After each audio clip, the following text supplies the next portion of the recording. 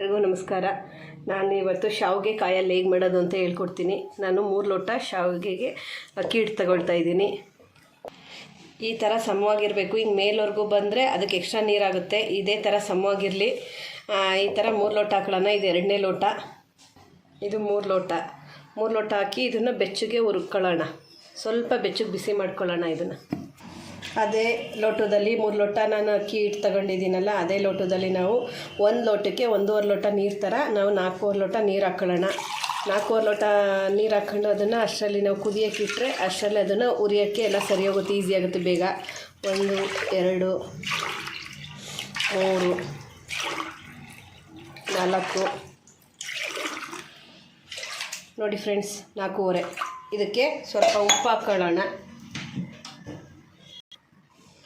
ನೋಡಿ, ಇಷ್ಟು ಉಪ್ಪು ಹಾಕೊಳ್ಳೋಣ, ಜಾಸ್ತಿನೂ ಬೇಡ. ಯಾಕೆಂದರೆ ಕಾಯಲ್ಲೂ ಸ್ವೀಟ್ ಇರುತ್ತಲ್ಲ, ಅದಕ್ಕೊಂದು ಸ್ವಲ್ಪ ಕಾಂಬಿನೇಷನ್ ಉಪ್ಪಿರಲಿ ಅಂತ ಹಾಕ್ತಿದ್ದೀನಿ.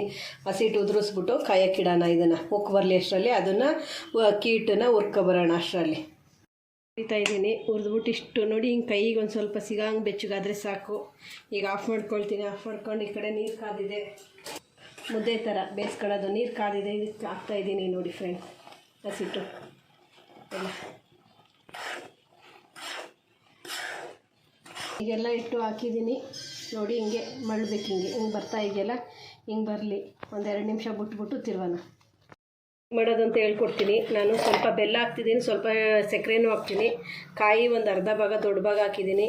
1-2 ಏಲಕ್ಕಿ, 2-3 ಏಲಕ್ಕಿ ಹಾಕ್ಕೊಳ್ಳಿ. ನೀವು ನಿಮಗೆ ಸಿಹಿ ಎಷ್ಟು ಬೇಕೋ ಆ ಥರ ಇದು ಮಾಡ್ಕೊಳ್ಳಿ. ನಾನು ಗಸಗಸೆ 1 ಸ್ಪೂನ್ನ ನೆನೆ ಹಾಕ್ಕೊಂಡಿದ್ದೀನಿ. ಇಷ್ಟನ್ನು ಸಣ್ಣಗೆ ರುಬ್ಕೊ ಬಂದುಬಿಟ್ಟು ಹೇಳ್ತೀನಿ. ಈಗ ನೋಡಿ, ಈ ಶಾವಿಗೆದು ಮುದ್ದೆ ರೆಡಿ ಆಗ್ತಿದೆ. ಸ್ವಲ್ಪ ನೀರು ಕಡಿಮೆ ಅನಿಸಿದರೆ ಈ ಥರ ನಾವು ಹಾಕೊಳ್ಳೋಣ, ಏನೂ ಆಗೋಲ್ಲ, ಪ್ರಾಬ್ಲಮ್. ಈ ಥರ ಹಾಕೊಳ್ಳೋಣ. ಒಂದೊಂದು ಹಸಿಟ್ಟು ಮೇಲೆ ಹೋಗುತ್ತೆ. ಸ್ವಲ್ಪ ಹಸಿಟ್ಟು ಫುಲ್ ನೈಸ್ ಇದ್ದರೆ ಕಡಿಮೆ ನೀರು ತಗೊಳುತ್ತೆ, ಸ್ವಲ್ಪ ತರಿ ಇದ್ದರೆ ಜಾಸ್ತಿ ನೀರು ತಗೊಳುತ್ತೆ. ಈ ಥರ ಹಾಕಿ ಏನೂ ಆಗೋಲ್ಲ. ಇದು ಹಾಕಿ ಸ್ವಲ್ಪ ಹಳ್ಳಕ್ಕಿಡೋಣ. ನೋಡಿ ಫ್ರೆಂಡ್ಸ್, ನಾನು ಅರ್ಧ ಲೀಟ್ರ್ ಹಾಲು ತೊಗೊಂಡಿದ್ದೀನಿ. ಫುಲ್ ಗಟ್ಟಿ ಹಾಲು. ನಾನು ಹಸಿ ಹಾಲೇ ಹಾಕೋದು. ನಿಮಗೆ ಬೇಕು ಅಂದರೆ ಕಾಯಿಸ್ಬಿಟ್ಟು ಆರಿಸ್ಬಿಟ್ಟು ಹಾಕಿ. ಒಂದು ರುಬ್ಬಿರೋದನ್ನ ಇದಕ್ಕೆ ಹಾಕ್ತಾಯಿದ್ದೀನಿ. ನೋಡಿ, ಇದಕ್ಕೆ ಹಾಕ್ಬಿಟ್ಟು ನಮಗೆ ಎಷ್ಟು ಬೇಕು ನೋಡ್ಕೊಳ್ಳಿ. ನನಗಿಷ್ಟು ಗಟ್ಟಿ ಸಾಕು ಅಂದ್ಕೊಂಡಿದ್ದೀನಿ. ನಾನು ಬೆಲ್ಲ ಅರ್ಧ ಹಾಕಿದ್ನಲ್ಲ, ಶುಗರ್ ಅರ್ಧ ಹಾಕ್ತೀನಿ. ಏನೊಂದು 3 ಸ್ಪೂನ್ ಹಾಕ್ಕೊಳ್ತೀನಿ. ಇಷ್ಟೇ, ಕಾಯಲ್ಲು ಇಷ್ಟೇ ರೆಡಿ. ನೋಡಿ ಫ್ರೆಂಡ್ಸ್, ಈ ಥರ ಆಗಿರುತ್ತೆ. ಇದನ್ನು ನಾವು ಹಿಂಗೆ ತೊಗೊಂಬಿಟ್ಟು ನಮಗೆ ಎಷ್ಟು ಬೇಕು, ನಮಗೆ ಇದಕ್ಕೆ ಎಷ್ಟು ಬೇಕೋ ಅಷ್ಟಕ್ಕೆ ಹಿಂಗೆ ನಿಂತ್ಕೊಳ್ಳೋಣ. ಒಳ್ಳಿಗೆ ಹಾಕ್ಕೊಳ್ಳೋಣ. ಈ ಥರ ಇದನ್ನು ಹಿಂಗೆ ಹಾಕ್ಕೊಂಬಿಟ್ಟು ಇದನ್ನು ಹಾಕ್ಕೊಳ್ಳೋಣ.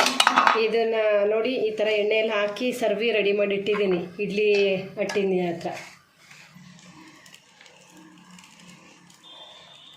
ನೋಡಿ. ಈ ಥರ ಸ್ವಲ್ಪ ಇಡ್ಲಿ ಅಟ್ಟೊಳಗಡೆ ಹಾಕ್ಕೊಳ್ಳೋಣ. ನೋಡಿ, ಈ ಥರ ಇಡ್ಲಿ ಪಾತ್ರೆ ನೀರು ಹಾಕಿಟ್ಟಿದ್ದೀನಿ. ಇದನ್ನು ಇಡೋಣ ಹಿಂಗೆ ಅವೇಲಿ. 3 ಸೆಟ್ಟು ಇಟ್ಬಿಟ್ಟು ಒಂದು 5 ನಿಮಿಷ ಬೇಯಿಸೋಣ.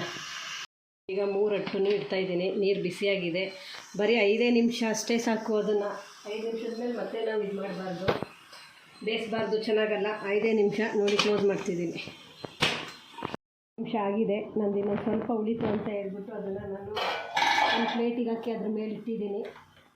ಎಲ್ಲ ತುಂಬ ಚೆನ್ನಾಗಾಗಿದೆ ನೋಡಿ ಫ್ರೆಂಡ್ಸ್. ಈಗ ಅದನ್ನು ತೆಗಿಳ್ತೀನಿ. ನೋಡಿ ಎಷ್ಟು ಚೆನ್ನಾಗಾಗಿದೆ ಶಾವಿಗೆ. ನೋಡಿ, ಇಲ್ಲಿ ತುಂಬ ಚೆನ್ನಾಗಾಗುತ್ತೆ. ಈ ಥರ ಮಾಡ್ಕೊಳ್ಳಿ.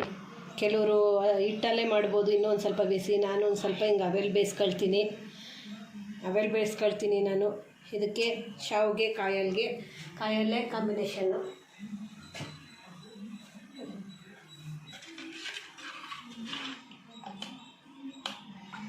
ಕಾಯಲ್ಲಿ ಹಾಕ್ತಾಯಿದ್ದೀನಿ.